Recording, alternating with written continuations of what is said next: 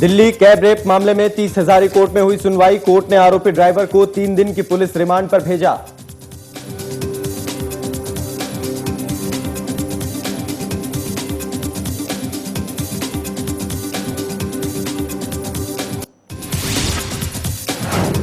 Uber rape मामले में गृह मंत्रालय सख्त। उबेर कंपनी पर देश भर में लग सकती है पाबंदी। दिल्ली में उबेर कैब सर्विस फिलहाल बंद।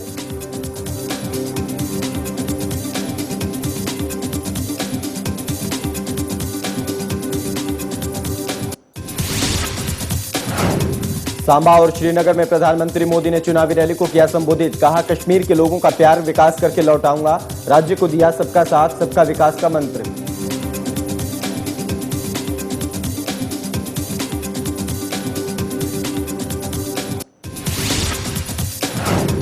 पूर्व रेल मंत्री एलएन मिश्रा हत्याकांड में 39 साल बाद आया फैसला। दिल्ली की कड़कड़ डूमा कोर्ट ने चारों आरोपियों को दिया दोषी करार। 15 दिसंबर को होगा सजा का ऐलान।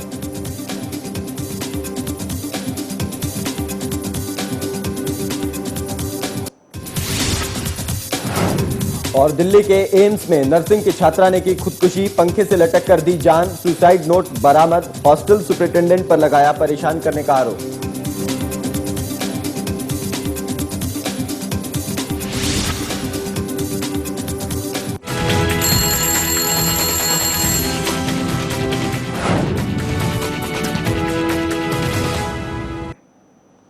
नमस्कार, आप देख रहे हैं सवाल आपका। मैं हूं आपके साथ अरुण शर्मा। दिल्ली में एक और घटना ऐसी सामने आई है जिसने सबका सिर शर्म से झुका दिया है। जी हां, 16 दिसंबर की वो रात याद कीजिए जिसके बाद पूरी दिल्ली में ही नहीं बल्कि पूरे भारत में एक जनाक्रोश उठा था। रेप की घटनाओं को लेकर, महिलाओं के साथ जो बदतमीजी होती है और इस तरीके की घटना को अंजाम दिया जाता है उसे लेकर के। लेकिन 16 दिसंबर के उस रात से और उसके बाद के आंदोलन से लेकर आज तक हम कितना बदले हैं, कितना समाज बदला है, समाज की सोच कितनी बदली है और महिलाओं को लेकर के हमारी सोच में क्या परिवर्तन आया है, यह आज का सवाल है। और आज हम इसी बात पर चर्चा करेंगे कि दिल्ली में जो उबेर कंपनी की जो कैब सर्विस है उसके ड्राइवर ने एक महिला का देर रात सुनसान इलाके में अकेले पाकर उसके साथ रेप कर दिया। क्या महिलाएं बिल्कुल भी महफूज नहीं, ये भी सवाल है, खासतौर पर रात के समय। और दिल्ली जैसे शहर में बार बार ये मामले सामने आते हैं, बार बार आवाज उठाई जाती है, बार बार ये कहा जाता है कि कड़ी सजा का ऐलान किया जाए, कड़ी सजा दी जाए। लेकिन दिल्ली 16 दिसंबर की घटना के बाद तो आरोपियों को फांसी की सजा भी दे दी गई। अब इससे ज्यादा और क्या बड़ी सजा हो सकती है, क्या कड़ी सजा हो सकती है? अभी भी अगर इस तरीके के मामले नहीं रुकते हैं तो निश्चित तौर पर यह बड़ा सोचनीय विषय है और इस पर सोचा जाना बहुत जरूरी है और सर्वप्रथम सोचा जाना बेहद जरूरी है। आज इसी सवाल पर हम बात करेंगे। मेरे साथ सविता जी स्टूडियो में मौजूद हैं, जनवादी महिला समिति की सदस्य हैं। और सविता जी, स्वागत है आपका खबरफास्ट पर। मैं सबसे पहले मैं यही जानना चाहता हूं, जब 16 दिसंबर के उस जन आक्रोश को जब हम याद करते हैं तो आज भी सिहर उठता है पूरा का पूरा शरीर और दिलो दिमाग। लेकिन उसके बाद आज तक हम जरा भी नहीं बदले। उसी तरीके की घटनाएं फिर हो जाती हैं और हर रोज हो रही हैं, उससे ज्यादा ही कहीं ना कहीं हो रही हैं।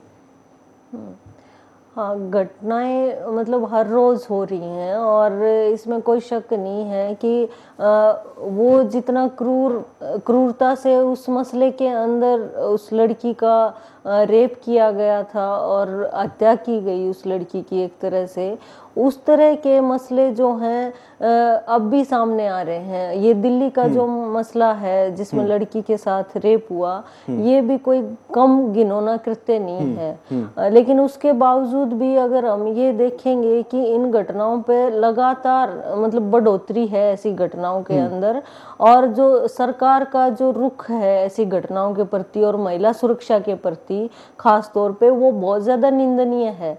अभी आप देखिए कि महिला सुरक्षा को लेके जितनी चिंता समाज के अंदर है आज के समय में, और खर्चा जो महिला सुरक्षा के ऊपर जो बढ़ाना चाहिए सरकार को, वो खर्चा बढ़ाने की बजाय घटाया जा रहा है। और एक तरह से जो महिला सुरक्षा के जो मापदंड हैं, महिला सुरक्षा के लिए जो जेएस वर्मा कमीशन की जो उसके बाद रिपोर्ट आई थी निर्भया कांड के बाद, वो रिपोर्ट बिल्कुल भी लागू नहीं की गई है। आप किसी भी राज्य सरकार से अगर आप ये पूछें कि कितना कुने जेएस वर्मा कमीशन की रिपोर्ट को लागू किया, तो हम देखेंगे कि बहुत ज्यादा दिल्ली के अंदर भी, हरियाणा के अंदर भी, या किसी भी स्टेट के अंदर आप देखेंगे तो उस कमीशन की रिपोर्ट को बिल्कुल लागू नहीं किया गया है।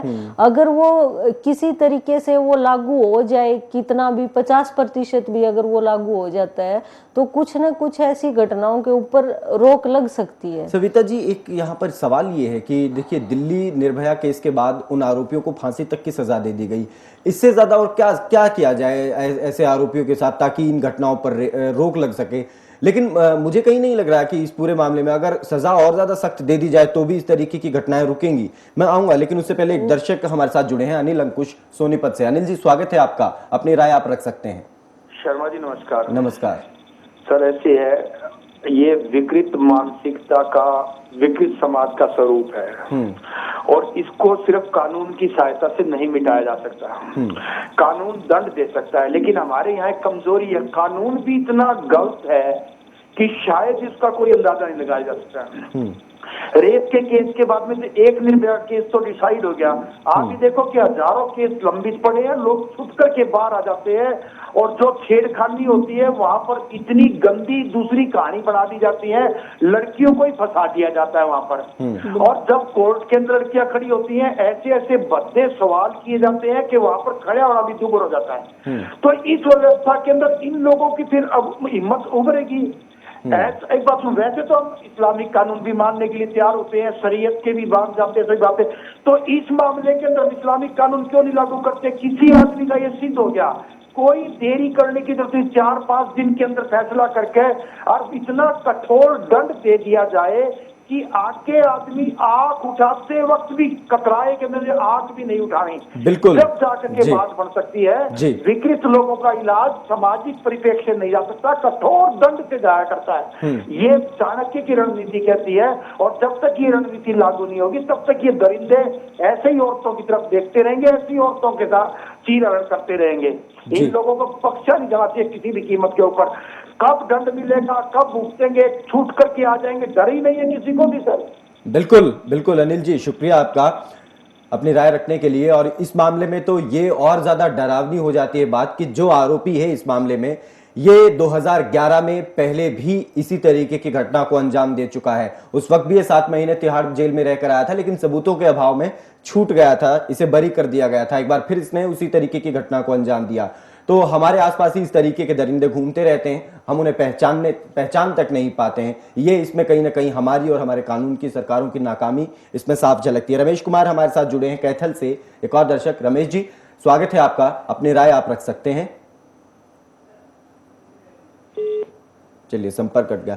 सविता जी, कठोर कानून से क्या हल निकल सकता है इस समस्या का? देखिए, जिस समय पे निर्भया का कांड हुआ था, उस समय पे ये पूरे देश की तरफ से ये मांग थी कि फांसी की सजा हो ऐसे मामलों के अंदर। लेकिन उस समय पे भी हमारे संगठन का और जो महिला संगठन थे बाकी, उन संगठनों का ये मानना था कि फांसी की सजा से ऐसे मामलों का हल नहीं हो सकता। फांसी कोई उसका हल नहीं है ऐसी चीजों का। और स्टेट भी अगर मतलब इसी तरह का दंड देने लग जाए तो फिर मतलब ऐसी चीजों के ऊपर हमें थोड़ा सोचना चाहिए कि हम किस तरह का दंड जो है उसके ऐसे मामलों के अंदर रखें। लेकिन ये जरूर है कि कानून अगर सख्ती से लागू हो और ऐसे मामलों के अंदर फास्ट ट्रैक कोर्ट के माध्यम से अगर जल्दी न्याय मिले और वो न्याय सुनिश्चित हो, सजाएं जो है वो सुनिश्चित हो, तो मेरे ख्याल से एक रुख बदल सकता है। जी बिल्कुल। कुछ और दर्शक हमारे साथ जुड़े हैं, उनसे बात कर लेते हैं। राघवेंद्र कुरुक्षेत्र से जुड़े हैं, स्वागत है राघवेंद्र, अपनी राय आप रख सकते हैं। राघवेंद्र? हाँ जी, हाँ जी जी, अपनी राय आप रख सकते हैं, स्वागत है आपका। हाँ जी शर्मा जी। जी बोलिए। पहले बात तो ये है कि जो आप ये चैनल पे दिखा रहे हैं, इसके लिए आपको बधाई कि इन घटनाओं को, ये जो घटनाएं दिन प्रतिदिन बढ़ रही हैं, इनको हम सभी जो सेंसिटिव लोग जो हैं इनको उठाना चाहिए जी। क्योंकि जो कमजोरियां जो हैं कानून के साथ साथ जो समाज की सोच बदलने का सवाल जो है ना, वो बहुत महत्वपूर्ण है। कि सरकार जो है जिस तरीके से अभी श्वेता जी कह रहे थे कि जो कमीशन की रिपोर्ट जो है वो लागू नहीं की सरकार ने। जी सरकार जो है अपने स्तर पे जो काम सरकार ने करने हैं उनके अंदर तो सरकार बिल्कुल कर नहीं रही।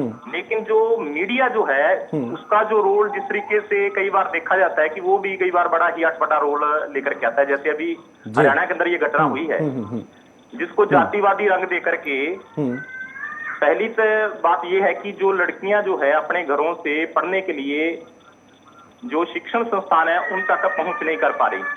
अगर कुछ लड़कियां जो हैं जिनके माँ बाप जो हैं शिक्षा को लेकर के चिंतित हैं, उन लड़कियों को भेज रहे हैं इंस्टीट्यूशंस के अंदर, तो उन लड़कियों को अपने घर से जाते हुए, बसों में से जाते हुए, शिक्षण संस्थान तक पहुंचते हुए अनेकों तरह की छेड़खानियों का सामना करना पड़ता है। बिल्कुल। तो इस तरीके से अगर देखा जाए तो जो सेंसिटिव लोग जो हैं समाज के, उनको जो है आगे आना पड़ेगा।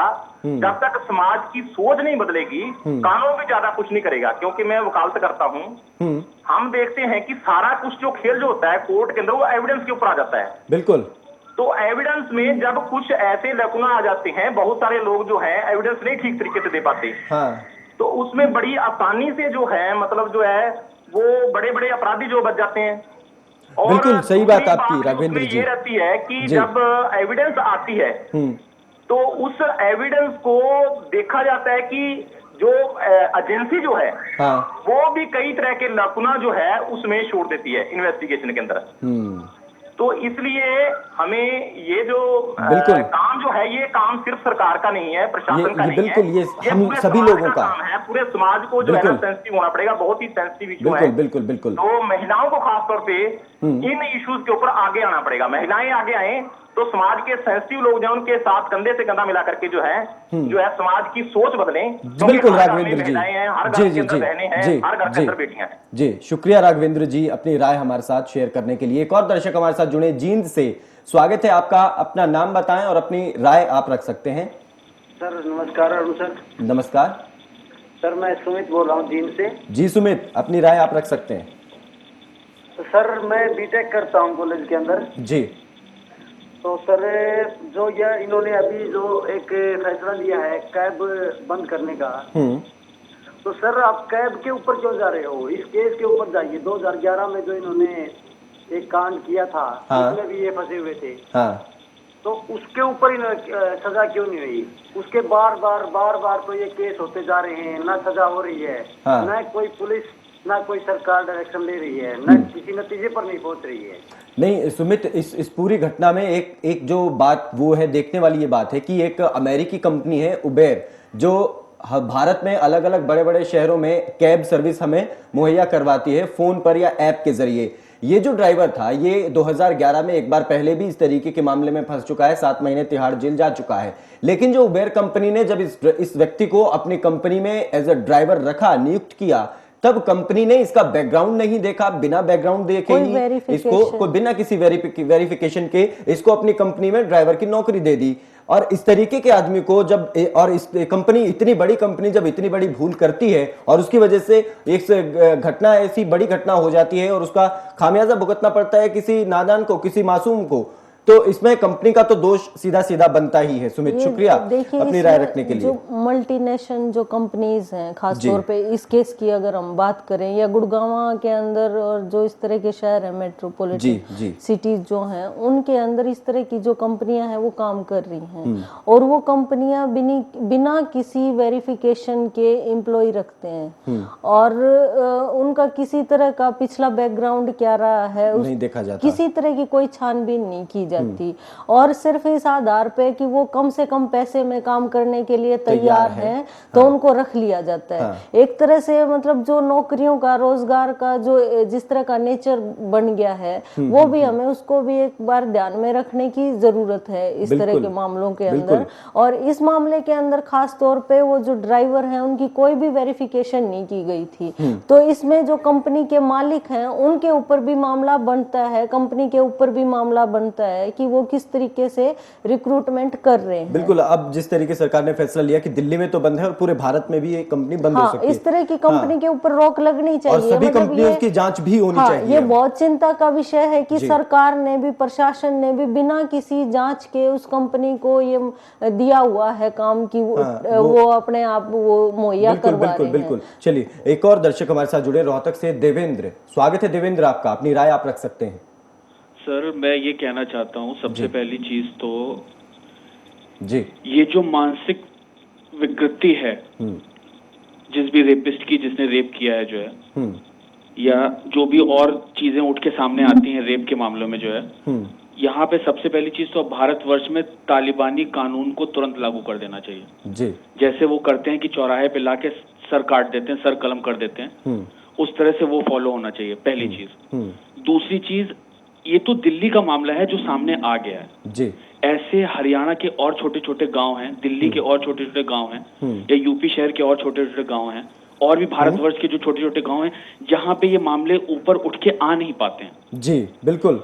यानी कि कहीं ना कहीं कानून में जो है कमजोरी है, ये है दूसरी चीज। तीसरी चीज, ये व्यक्ति 2011 में अभियुक्त घोषित हुआ, अपराधी घोषित हुआ। हाँ, यानी कि 2011 में ही कानून इतना कमजोर हो गया था कि हमने अगर उसी समय उसको जो है कड़ी से कड़ी जो है दंड दिया होता, कड़ा से कड़ा उसको दंड दिया होता, तो आज वो लड़की अपनी इज्जत से जो है बेआबरू ना हो रही होती।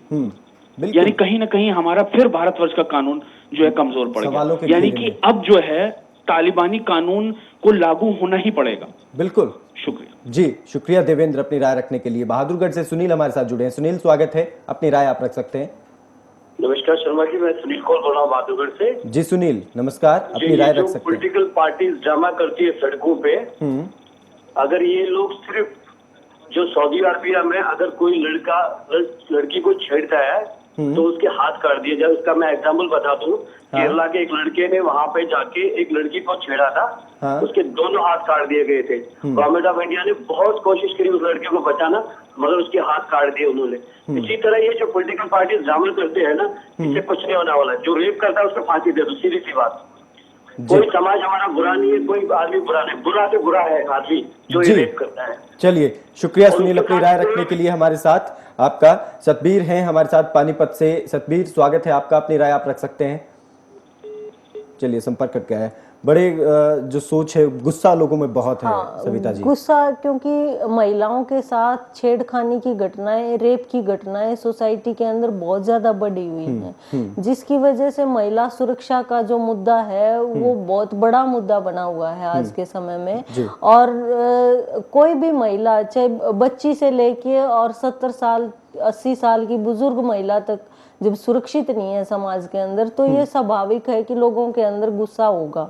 लेकिन जो हमारे ये दर्शक जो बात कर रहे हैं, मैं थोड़ा सा उससे डिफरेंट व्यू रखती हूँ कि ये तालिबानी जो कानून लागू करने की बात कर रहे हैं कि हाथ के बदले हाथ और आंख के बदले आंख, ये अगर स्टेट ये काम करने लग जाए तो हत्या के बदले हत्या, मतलब अगर किसी ने हत्या की है तो हम उसकी भी हत्या कर दें, तो उससे बात नहीं बनेगी। मतलब उससे सिर्फ डर से हम किसी भी अपराध को नहीं रोक सकते हैं, डर पैदा करके।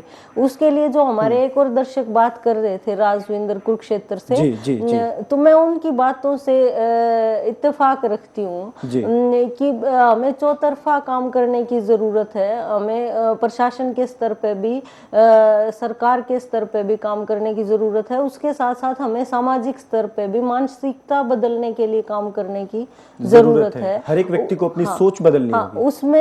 उसमें सरकार का भी एक बड़ा रोल बनता है, और उसमें जो सामाजिक संगठन है उनका भी एक रोल बनता है। समाज के अंदर जो हर एक व्यक्ति है उसका एक रोल बनता है कि महिलाओं को केवल उपभोग की वस्तु ना समझा जाए। पहले सविता जी, जैसे हम अपने समाज के सभी जो लड़के या लड़कियां होते थे, महिलाएं होती थी, लड़कियों को सब बहन समझते थे, महिला को अपनी माँ की जैसे समझते थे, वो भी विचारधारा से कहीं ना कहीं हम दूर हो रहे हैं। क्या उसको भी एक कारण मानते हैं कि इस तरीके की घटनाएं बढ़ रही हैं, क्योंकि हम अब सब लोग इंडिविजुअल हो रहे हैं, परिवार छोटे होते जा रहे हैं?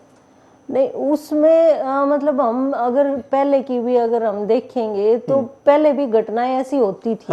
मतलब ऐसा नहीं है कि पहले घटनाएं नहीं होती थी, और ये अलग बात है कि वो सामने नहीं आ पाती थी। जैसे हमारे एक दर्शक बोल रहे थे कि गांव में भी बहुत सारी ऐसी घटनाएं होती हैं लेकिन वो सामने नहीं आ पाती।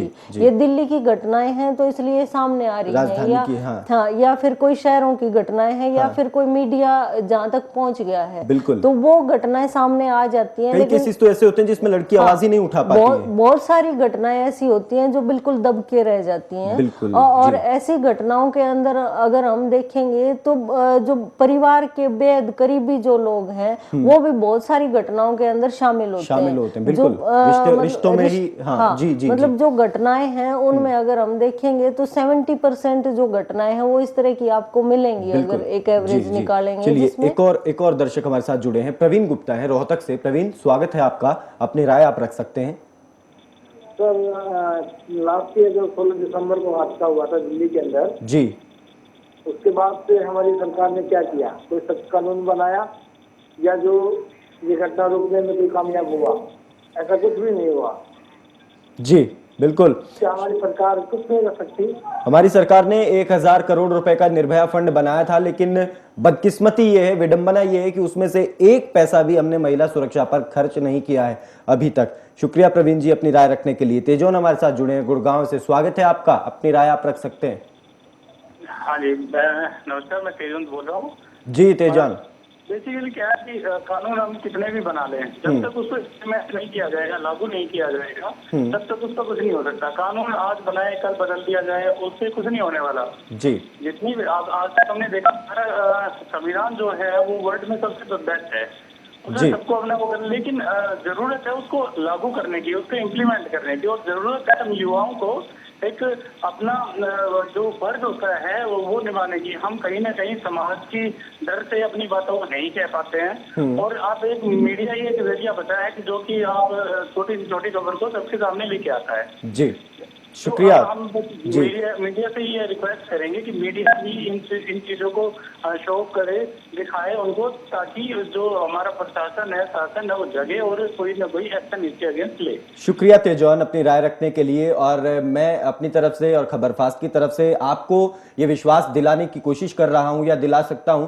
कि खबरफास्ट लगातार इस तरीके की घटनाओं को उठाता रहेगा, उठाता रहा है और आगे भी इसी तरीके से उठाता रहेगा। और आप लोगों को भी अपने साथ जोड़ करके, सब लोगों की एक आवाज बना करके सरकार तक पहुंचाने की कोशिश खबरफास्ट हमेशा करता रहेगा। सविता जी, क्या लगता है आपको, एक ऐसे क्या कुछ एक पॉइंट्स हो सकते हैं जिनकी तरफ अगर हम ध्यान दें अपने आम जीवन में, कि हम इस तरीके की घटनाओं से बच सकें कहीं ना कहीं? देखिए, परिवार के स्तर पे अगर हम बात करें तो हमारे जो बच्चे हैं, लड़के हैं खास तौर पे, उनके साथ एक संवाद की ज़रूरत है। बच्चियों के साथ भी एक संवाद की ज़रूरत है, माता पिता की तरफ से और परिवार के जो बुजुर्ग हैं उनकी तरफ से। और उनको थोड़ा सा ये समझाने की ज़रूरत है कि वो जो बेटियों की इज्जत करना सीखें। ये उनके दिमाग में ये संस्कार डालना ये बहुत ज़्यादा ज़रूरी है कि महिलाओं को सिर्फ भोग की नज़र से ना देखा जाए। और साथ के साथ हम पूरे समाज की अगर हम बात करें तो इस समाज को एक समाज सुधार आंदोलन की जरूरत है। जी बिल्कुल। और इसमें खास तौर पे महिला सुरक्षा का जो मुद्दा है उसको लेके मैं ये कहूंगी, क्योंकि अभी जो रोहतक की भी ये जो घटना आई है जिसमें 2 लड़कियों के साथ ये छेड़खानी की जो घटना आई, और उसके बाद जो पूरा परिदृश्य आप देख रहे हैं, मतलब बस के अंदर ये बहुत ज्यादा हिम्मत की बात है कि लड़कियां जो है इस तरीके से उसका विरोध कर रही हैं, जवाब दे रही है। और उसके बाद जिस तरह की मुहिम चलाई गई है, मतलब ठीक है, आप जांच चल रही है उस पूरे मामले की और न्याय प्रक्रिया जो है वो चली हुई है, वो अपना काम करेगी, लेकिन उससे पहले ही आप फैसला दे रहे हैं। आप देखें सोशल मीडिया के ऊपर या इलेक्ट्रॉनिक मीडिया में भी खास तौर पे अगर हम देखेंगे तो पूरा एक मुहिम चल गई है उन लड़कियों का पूरा उधेड़ने का उनका भूत भविष्य कहीं ना पूरा कहीं से एक कोशिश संदेश ये चल जा रही रहा है, है। संदेश ये जा रहा है, मुझे जो लग रहा है कि लड़कियों से विरोध करने तक का हक छीना जा रहा है। हाँ। या विरोध भी ना करो। हाँ, तो इसमें मतलब मेरे कहने का यही है जी। कि पूरा जिस तरह की एक मुहिम इस मामले के अंदर भी चली है, उससे भी हमें एक संदेश लेने की जरूरत है कि जी। इस तरह का ना किया जाए। कोई मतलब न्यायपालिका है हमारे पास काम करने न्यायपालिका के को लिए, हम- उसको प्रभावित करने जी। की इस तरीके से कोशिशें ना ना की की जाएं। जाएं। बिल्कुल। इसके साथ साथ सरकार के स्तर पे भी ये मैं कहना चाहूंगी कि जो JS वर्मा कमीशन की जो रिपोर्ट्स आई थी, ठीक है। उनको अच्छे ढंग से, ठीक ढंग से और अक्षरशः लागू करने किया की जाए। जरूरत है। चलिए, शुक्रिया सविता जी हमारे साथ जुड़ने के लिए और स्टूडियो में आने के लिए। आप लोगों का भी शुक्रिया फोन करने के लिए, अपनी राय देने के लिए। तमाम इन बातों के बावजूद भी एक सवाल तो ये आखिर में बना ही रहा है और मेरे ख्याल से हमेशा ये सवाल समाज हमसे पूछता रहेगा, हम समाज से पूछते रहेंगे कि क्या हमारी सोच में बदलाव आ रहा है या फिर हम अपनी सोच को बदलना भी चाह रहे हैं या नहीं। फिलहाल शुक्रिया, दीजिए इजाजत, नमस्कार।